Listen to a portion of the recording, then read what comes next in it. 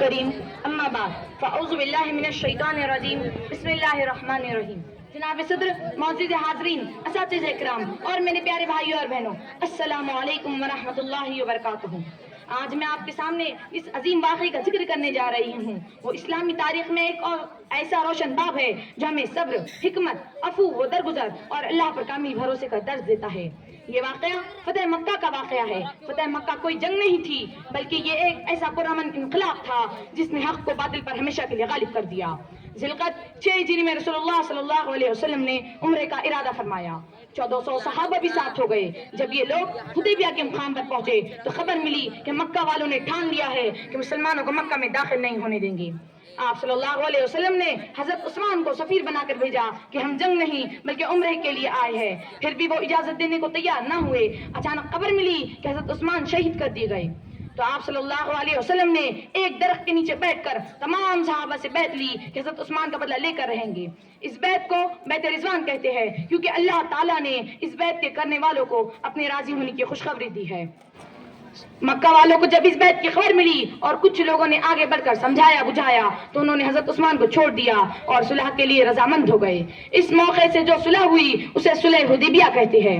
گرچہ اس کی دفعات بظاہر مسلمانوں کے خلاف تھی، مگر قرآن مجید میں اللہ تعالیٰ نے اسے فتح مبین سے تعبیر کیا گیا ہے۔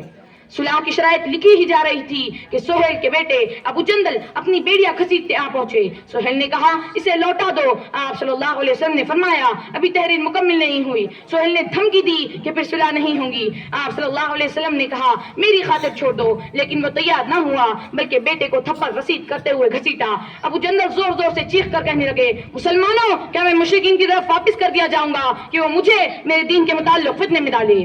آپ صلی اللہ علیہ وسلم نے فرمایا ابو جندل صبر کرو اور اسے باعث ثواب سمجھو۔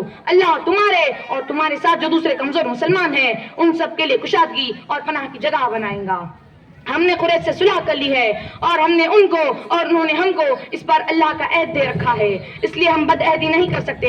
ایسی نازک صورتحال میں عہد کی پاسداری کا جو نمونہ آپ صلی اللہ علیہ وسلم نے چھوڑا ہے دنیا کا شاید ہی کوئی فرد اسے برت سکے۔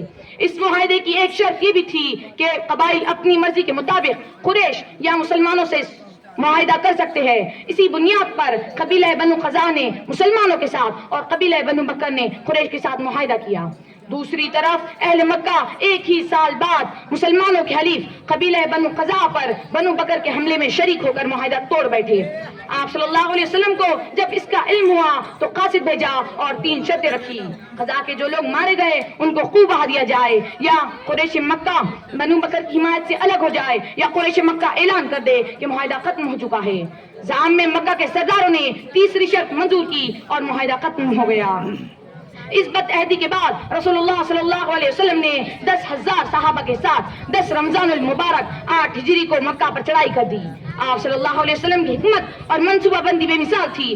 آپ صلی اللہ علیہ وسلم نے اس لشکر کی روانگی کو اتنا خفیہ رکھا کہ قریش مکہ کو اس کی خبر بھی نہ ہو سکی۔ جب لشکر مکہ کے قریب پہنچا تو آپ صلی اللہ علیہ وسلم نے ہر مجاہد کو اپنی آنکھ جلانے کا حکم دیا۔ 10,000 آنکھ کے علاوہ دیکھ کر قریش خوف زدہ ہو گئے اور ان کی مزاحمت کا حوصلہ ختم ہو گیا۔ قریش کے سردار ابو سفیان نے جب یہ منظر دیکھا تو وہ سمجھ گیا کہ اب مسلمانوں کا مقابلہ ممکن نہیں۔ آپ صلی اللہ علیہ وسلم سیدھے بیت اللہ گئے، طواف کیا۔ اس وقت خانہ کعبہ میں 307 موجود تھے۔ آپ صلی اللہ علیہ وسلم کے دست مبارک میں ایک لکڑی تھی۔ آپ صلی اللہ علیہ وسلم جس بت کے پاس سے گزرتے تو اشارہ فرما دیتے اور وہ بت منہ کے بل گر پڑتا اور یہ آیت کریمہ آپ کی زبان مبارک پر تھی، وَجَعَلْ الْحَقَّ وَزَهَقَ الْبَاطِلَ إِنَّ الْبَاطِلَ كَانَ زَهُوقًا۔ اس کا ترجمہ کچھ اس طرح ہے کہ حق آ گیا اور باطل مٹ گیا، بے شک باطل کو مٹنا ہی تھا۔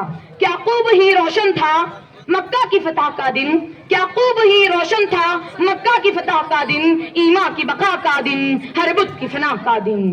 اس کے بعد آپ صلی اللہ علیہ وسلم نے بیت اللہ میں 2 رکعت شکرانہ نماز ادا کی اور مکہ والوں کو خطاب کیا اور ان سے پوچھا کیا تمہیں معلوم ہے میں تمہارے ساتھ کیا سلوک کرنے والا ہوں؟ سب نے جواب دیا آپ ہمارے شریف بھائی اور شریف بھتیجے ہیں۔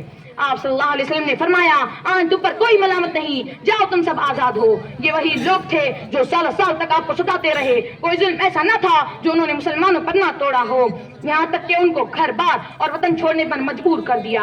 آپ صلی اللہ علیہ وسلم جاتے تو ان کی تکابری کرا ڈالتے، جیسا کہ عام فاتح ایسے مواقع پر کیا کرتے تھے، لیکن آپ صلی اللہ علیہ وسلم تمام جہانوں کے لیے رحمت بن کر آئے تھے۔ آپ صلی اللہ علیہ وسلم نے ان خون کے پیاسوں کو بھی معاف کر دیا۔ گواہی دے رہی ہے فتح مکہ کہ گواہی دے رہی ہے فتح مکہ رسول اللہ کے عفو و کرم کی۔ اس کا اثر یہ ہوا کہ چند ایک کے سوا سب آن کے آن میں مسلمان ہو گئے اور دوسرے قبائل بھی فوج در فوج اسلام میں داخل ہونے لگے۔ کاش کہ ہم مسلمانوں میں بھی یہ جذبہ عام ہوتا۔ فتح مکہ تھی ایک معجزہ آپ کا، فتح مکہ تھی ایک معجزہ آپ کا، کفر منہ دیکھتا رہ گیا آپ کا۔